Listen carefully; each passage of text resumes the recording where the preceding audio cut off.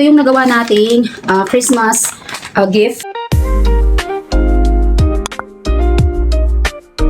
For today's video nga is Christmas party na nila Ate Aika sa school. So last day nila ngayon sa school, December 19. So Christmas party ng mga bata. And sa meeting nga namin last month, napag-usapan nga na instead na exchange gift, ang napag-usapan is yung nanay na lang ang magbibigay ng gift sa anak.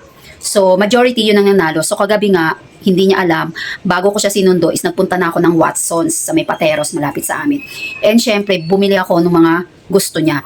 Yes, yung lagi niyang ginagamit at talagang gagamitin niya. So nagpunta ako doon and nakabili nga ako ng product na ito. Ipapakita ko sa inyo. Binalot ko na siya kasi nga tinatago ko para hindi niya alam. So babalutin ko siya mamaya. And naliligo siya ngayon so hindi niya alam kung ano yung gift ko sa kanya. So, nandito ako sa kabilang room kasi tinatago ko yung gift ko sa kanya and binalot ko na siya. So, gusto ko yung hindi niya mahuhulaan kung ano yung ibibigay ko sa kanya. So, naghanap ako nung bubble wrap para at least medyo mapaisip siya kung ano yung ibibigay ko sa kanya. So, ito yun. So, ito, binilhan ko siya nitong Curl and Defining Essence kasi kailangan niya talaga yan. As in, araw-araw niya itong ginagamit. Tapos, binilhan ko din siya nung, ayan, Hair Fix Leave-In Conditioner. So, binalot ko na siya sa ganito. Ito, para naka-bubble wrap siya na, ewan ko ano bang tawag sa ganito. So, ganyan. Ito kasi, tinabi ko lang to sa mga parcel ko to before. So, tinabi ko siya. Ayan. So, nagamit ko siya ngayon, di ba? So, ganyan ko siya binalot. Tapos, babalutin ko pa to uli. So, syempre, pag kinapaka pa niyang ganyan, hindi niya agad mahuhulaan kung ano yan. So, yan yung gift ko sa kanya kasi mahilig talaga siya sa mga ganito. Hindi naman to masyadong kamahalan. Actually, parang nasa 300 plus pesos ang total nito or papunta ng 400. Pero dahil nga meron akong Watsons QR, so naka-discount ako tapos pinagamit ko na rin yung points ko sa Watsons kasi nga may expired na siya. So parang ang binayaran ko na lang dito is nasa 200 plus pesos o di ba naka-discount pa. So babalutin ko na to ngayon kasi mamaya ihahatid ko na siya sa school. So ito nga mga mi, nabili ko tong wrapper na to sa Market. So 50 pesos ang isa nito. So dalawa yung binili ko, magkaibang design. Kasi syempre gagamitin ko pa siya para sa pambalot sa ibang mga regalo sa mga inaanak. Ayan, yung mga gusto nating regaluhan. At ito nga, inumpisahan ko na yung pagbabalot. Habang naliligo pa siya, syempre para hindi niya makita at ma-surprise siya kung ano talaga yung ireregalo ko sa kanya. And ito nga yung gagamitin ko na pambalot.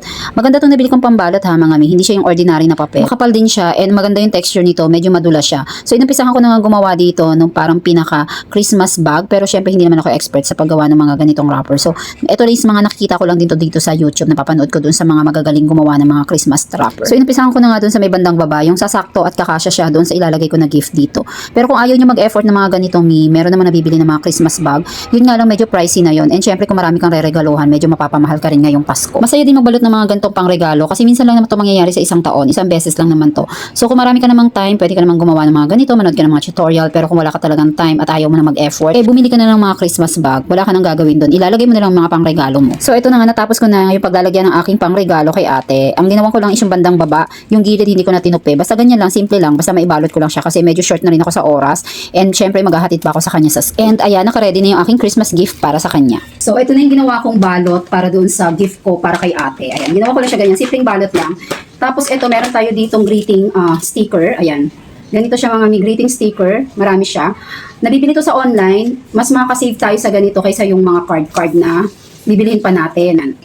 So matagal na to sa amin. Siguro ilang taon na to sa amin. Hanggang ngayon hindi pa siya nauubos. Sobrang sulit ng pagbili mo dito. Ayan, iba-iba yung design niya. Ayan, meron siyang Santa. Pwede kang pumili ka nung gusto mo. Ayan, so ito yung gagamitin natin sa mga pang-gift natin. So, sobrang dami nito mga mi. So, ito yung kukunin ko. Ayan, dito na ako kukuha. Ito. Sticker na siya. Hindi mo na kailangang idikit ng tape. So, maganda talaga to mga mi. Unlike yung card na binibili natin, so kailangan pa siyang i-tape. Ayan. So, ayan siya. Ididikit lang natin. Dito. Saan ba maganda ilagay?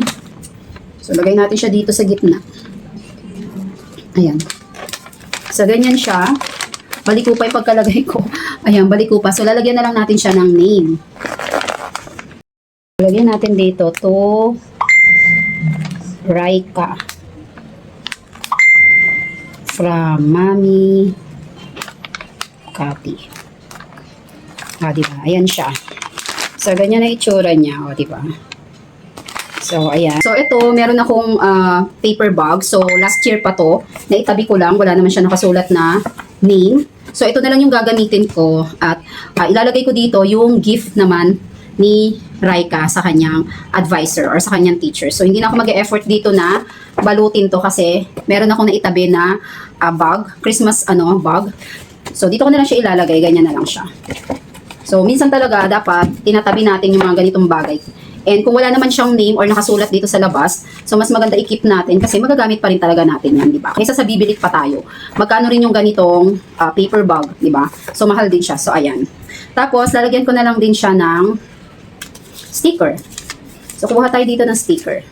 So, tatanungin ko pa kung ano yung complete name ni teacher. So, ito yung nagawa nating Christmas gift para kay Raika and syempre sa teacher. Thank you for watching, guys. Until next time!